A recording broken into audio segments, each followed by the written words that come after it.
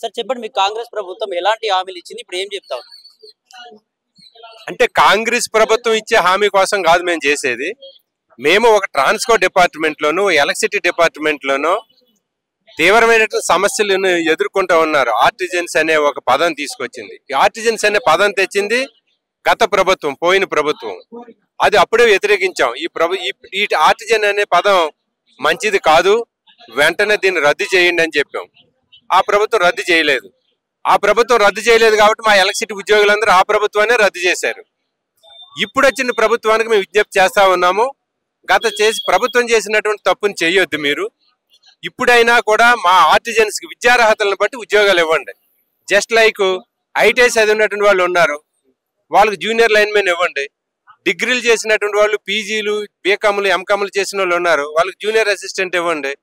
Diploma చేసినటువంటి వాళ్ళు ఉన్నారు, వాళ్ళందరికీ సబ్ ఇంజనీర్ పోస్టులు ఇవ్వండి. ఏ చదువు లేనటువంటి వాళ్ళు ఉన్నారు, వాళ్ళందరికీ కూడా అటెండర్ అను లేదనుకుంటే ఆఫీస్ సబార్డినేట్ అని ఇవ్వండి. ఇస్తే ఆ రకంగా సాటిస్ఫాక్షన్ అవుతాము, రెగ్యులర్ జాబ్ వస్తుంది. అది కాకుండా ఈ ఆర్టిజన్ అనేది ఇది ఏదో తుమ్మితే ఊడిపోయే ముక్కు లాంటిది. ఒక ఏపీఎస్సీబీ అనేది ఉండి దాన్ని నాశనం చేశారు. టోటల్ గా చెప్పాలంటే పవర్ సెక్టర్, ఎలక్ట్రిసిటీ డిపార్ట్మెంట్ అనేది రాష్ట్రంలో ఒక డిపార్ట్మెంట్. ఆ డిపార్ట్మెంట్ లో 2 రకాల రూల్స్ ఉన్నాయి. ఒక డిపార్ట్మెంట్ లో 2 రకాల రూల్స్ ఉండడం ఏంటి? మన తెలంగాణ రాష్ట్ర ప్రభుత్వం ఉంది. ఈ రాష్ట్ర ప్రభుత్వం హైదరాబాద్కి ఉన్న రూలే ఖమ్మానికి ఉంటుంది, ఖమ్మానికి ఉన్న రూలే ఆదిలాబాద్కి ఉంటుంది. కానీ మా ఎలక్ట్రిసిటీ డిపార్ట్మెంట్ లో 2 రూల్స్ ఉన్నాయి. ఆ రూల్స్ ని రద్దు చేయండి, ఒకే రూల్ ఇవ్వండి. ఇప్పుడైతే రెగ్యులర్ ఎంప్లాయీస్ కి ఏ రూల్ ఉందో మా ఆర్టిజన్స్ కూడా అదే రూల్ ఇవ్వండి. ఇంకొకటి, మమ్మల్ని కన్వర్షన్ ఇవ్వడం వలన ఆర్థిక భారం ఏమీ పడదు డిపార్ట్మెంట్ మీద. ఎందుకంటే ఆల్రెడీ జూనియర్ లైన్మెన్ తీసుకునే జీతమే మా ఆర్టిజన్స్ తీసుకుంటా ఉన్నారు, సబ్ ఇంజనీర్ తీసుకునే జీతమే మా ఆర్టిజన్స్ తీసుకుంటా ఉన్నారు, జూనియర్ అసిస్టెంట్ తీసుకునే జీతమే మా ఆర్టిజన్స్ తీసుకుంటా ఉన్నారు. కానీ టైటిల్ వేరు. కాబట్టి మా టైటిల్ మార్చండి, జూనియర్ అసిస్టెంట్ అని పెట్టండి, జూనియర్ లైన్మెన్ అని పెట్టండి, సబ్ ఇంజనీర్ అని పెట్టండి, ఆఫీస్ సబార్డినేట్ అని పెట్టండి, అటెండర్ అని పెట్టండి. పెట్టి ఆ రకంగా ఒకే రూల్ ఇంప్లిమెంట్ చేయండి. మీరు చెప్పిన రూల్స్ వల్ల ఏమన్నదంటే 2 రకాల రూల్స్ ఉండడం వలన ఏడీఈ కోపం వచ్చినా మా ఉద్యోగాల నుంచి తీసేస్తానంటాడు, డిఈకి కోపం వచ్చినా ఉద్యోగాల నుంచి తీసేస్తానంటాడు. చివరికి ఎవరికి డిపార్ట్మెంట్ లో హైయర్ అధికారులు ఎవరైతే ఎవడ కోపం వచ్చా మీ ఉద్యోగాల నుంచి తీసేస్తానంటాడు. ఆ ఉద్యోగాల నుంచి తీసేస్తాననే పదం పోవాలంటే మాకు ఒకే రూల్ ఇవ్వాలి, కన్వర్షన్ ఇవ్వాలి. అట్లా కన్వర్షన్ ఇచ్చే వరకు మా పోరాటం కొనసాగుద్ది. రెండోది, అసెంబ్లీ సమావేశాలు జరుగుతూ ఉన్నాయి. ఈ అసెంబ్లీ సమావేశాల్లో మా ఆర్టిజన్స్ కి స్పష్టమైనటువంటి హామీ ఇవ్వాలి రాష్ట్ర ప్రభుత్వం. మేము 100 మంది ఎమ్మెల్యేలకు లెటర్లు ఇచ్చాము, 40-45 మంది ఎమ్మెల్సీలకి లెటర్లు ఇచ్చాము. ఈ రోజు బహుశా ఇక్కడ కూడా వస్తారు ఎమ్మెల్యేలు, ఎమ్మెల్సీలను. వచ్చిన తర్వాత పోయి అసెంబ్లీలో కూడా చర్చిస్తారు. చర్చించిన తర్వాత ఈ రాష్ట్ర ప్రభుత్వం స్పష్టమైనటువంటి హామీ ఇవ్వాలి. స్పష్టమైన హామీ అంటే ఏమీ లేదు, ఎవరైతే 20,000 మంది విద్యుత్ సంస్థలు ఆర్టిజన్స్ గా ఉన్నారో వీళ్ళందరినీ బేషరతుగా కన్వర్షన్ చేయడానికి మేము సిద్ధంగా ఉన్నాము, వీళ్ళకి ఏ రకమైనటువంటి ఫైనాన్షియల్ ఆర్థిక భారం పడదు అనేది చెప్పి హామీ ఇవ్వాలి. ఇన్ కేసు ఇవ్వకపోతే ఈరోజు ధర్నా చేస్తాం, ముగిస్తాము. రేపు ఎల్లుండి మా రాష్ట్ర జేఏసీ కూర్చుంటుంది. రాబోయే రోజుల్లో ఈ రాష్ట్రంలో ఉన్నటువంటి ప్రజలకే, రాష్ట్ర ప్రభుత్వానికే అసలు ఏ రకమైనటువంటి మెసేజ్ ఇవ్వాలో అటువంటి నిర్ణయం చేయడానికి మా జేఏసీ సిద్ధంగా ఉంది. ఓకే సార్, నలుగురు చేసే పని, విద్యుత్ శాఖలో నలుగురు చేసే పని ఇద్దరితో సరిపెడతా ఉన్నారు. దీనిపైన మీరు క్వశ్చన్ చేశారు. ఓకే, మంచి ప్రశ్న. గతంలో మన తెలంగాణ వచ్చేసరికి 1,11,00,000 సర్వీసులు ఉండేవి. రైతులు కావచ్చు, కస్టమర్స్, కమర్షియల్, ఎనీథింగ్ 1,11,00,000. ఈ రోజున 2024 డిసెంబర్ వచ్చేసరికి 1,85,00,000 సర్వీసులు ఉన్నాయి. ఆ రోజున ఉద్యోగులు 55,000 ఉండేవారు. ఈ రోజున 51,500 మంది ఉన్నారు.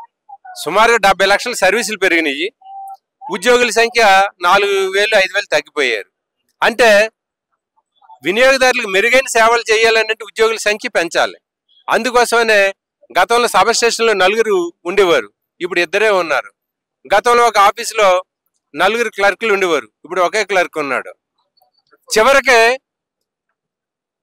ట్రాన్స్కో జెన్కో డిస్కామ్స్ లో పూర్తి స్థాయిలో డైరెక్టర్లే లేరు. వ్యవస్థ అస్తవ్యస్తంగా ఉంది, సరైన నిర్ణయం తీసుకోలేరు.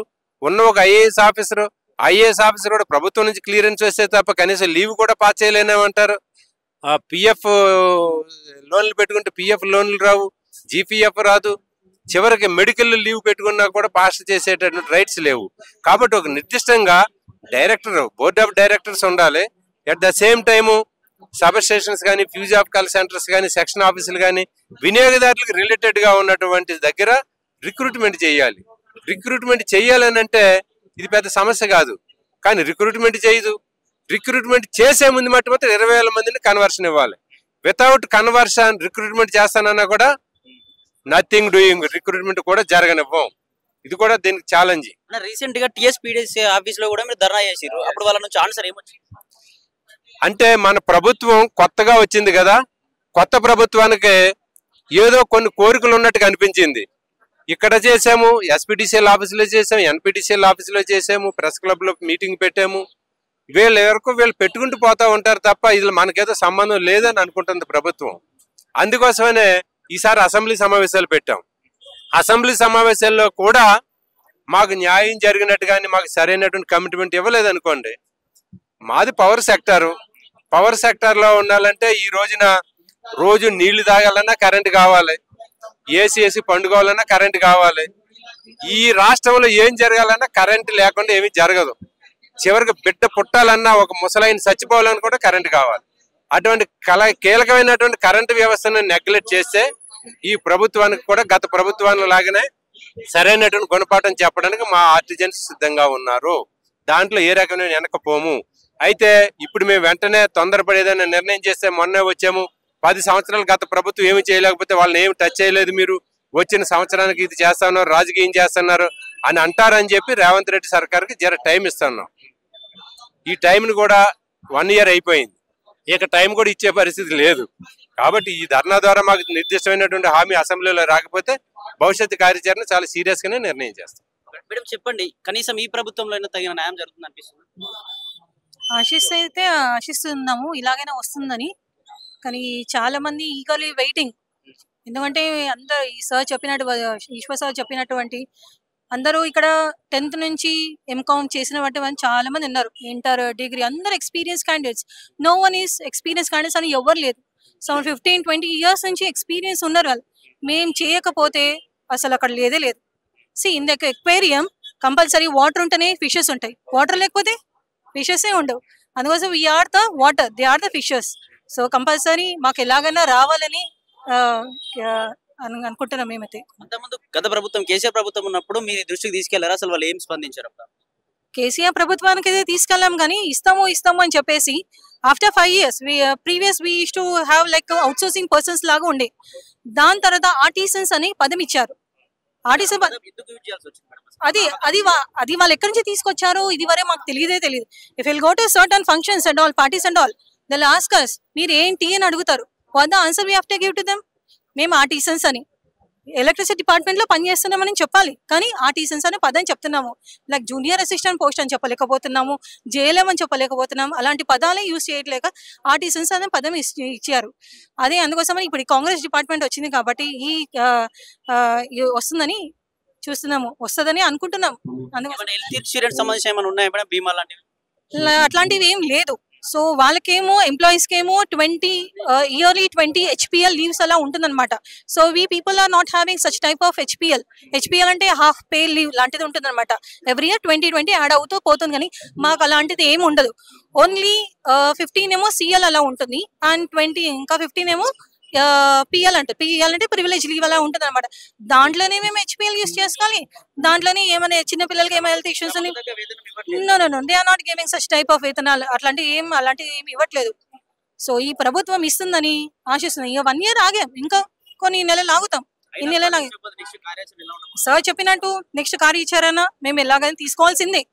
చేస్తే వాళ్ళు మన సీఎండి గారు వాళ్ళు చెప్పేది అంటే చేస్తాము చూస్తాము అంటున్నప్ప మాటలుగా చేతల్లో లేవు. ఈ సీఎండి గారు చెప్పిన ప్రకారం ఇంతకుముందు స్టాండింగ్ ఆర్డర్ బ్రిటిష్ కాలం వచ్చిన ఎప్పుడైనా డెవలప్ అంది ముందు పోవాలి, కానీ ఎన్నికల పరిపాలన చూసుకోవాలి, కానీ పాత ప్రకారం చూడటం మరి అన్యాయం ఇది మాకు. మేము ఎప్పటి నుంచో మేము డిమాండ్ చేస్తున్నా కూడా ఆ డిమాండ్ వింటున్నారు చేస్తున్నారు అన్న చెప్పాక చేతలో రావట్లేదు. ఏదో మభ్య పెడుతున్నా పోతాయి. 21-25 years మాకు ఒక జాబ్ చేయబట్టి ఒకడు వాళ్ళు జాబ్ చేసిన కూడా మినిమం ఏజ్ ప్రకారం 30-35,000 మాత్రం చేతికి వస్తాను, నేను చేతికి వచ్చేది. అంత తప్ప మాకు ఎలాంటి ఫ్యామిలీ చాలా కష్టం పోషిస్తున్నాం. తర్వాత రిటైర్ అయిపోయిన తర్వాత మాకు ఎలాంటి బెనిఫిట్స్ మాకు ఇవ్వట్లేదు. ఇవ్వనప్పుడు మాకు ఇంత కాదు 7 సంవత్సరాలు చేసిన మా పరిస్థితి ఏంటి, మా కుటుంబ బాధ్యత ఎట్లా ఉంటుంది, దాని గురించి ఆలోచించుకోవాలి. మీరు రిటైర్ అవుతే ఎంత వస్తుంది సార్ మీకు? రిటైర్ అప్పుడు మాకు ఏమి రావట్లేదు సార్. మాకు మా యొక్క పెన్షన్ మాకు వస్తే ఒక 80,000 ఎక్కువ రావట్లేదు. అంత తప్ప ఇంటికి వెళ్ళిపోతాం. తర్వాత మా 20 సంవత్సరాలు చాలా ఓపిక ఉండదు కదా. తర్వాత మా పోషన్ ఎలా ఉంటుంది, మాకు ఎలాంటి ఇన్సూరెన్స్ ఎలాంటి ఉంటాయి. ఇన్సూరెన్స్ ఆడి మా జీతం కట్టేసి మాకు ఇన్సూరెన్స్ కట్టేస్తున్నారు. మెడికల్కి వచ్చినా కూడా ఆ డబ్బులు రిజంబర్ చేసుకోవడం కష్టం. రిజంబర్ చేసుకుంటే 1 లక్ష రూపాయలు ఖర్చు అనుకోండి, 10% 2% మాకు ఇస్తున్నారు. 1 లక్ష రూపాయలు ఖర్చు అయింది సార్. ఖర్చు ఎంత ఖర్చు మాకు ఎంత ఇస్తున్నారు? 20% ఇస్తున్నారు. అంటే 1 లక్ష రూపాయలు ఇప్పుడు అప్పులు పోతా ఉన్నప్పుడు బతకట కానీ సావడం వేస్ట్. ఎందుకంటే ఈ రోజులో మామూలుగా డిగ్రీ చేసి అది చేసిన వాళ్ళకి సాఫ్ట్వేర్ సైడ్ పోతే మాట జీతాలు ఎక్కువ వస్తాయి. ఈ రోజులో ఎక్కడ చేసినా కూడా ఈ 30,000 జీతాలతో ఏ విధంగా పోషిస్తగలుగుతాం ఫ్యామిలీని? ఒక ఫ్యామిలీలో పిల్లలేంది, వాళ్ళ చదువులేంది, ఎక్కడికి పోయినా చాలా ప్రాబ్లమ్స్ ఉన్నాయి.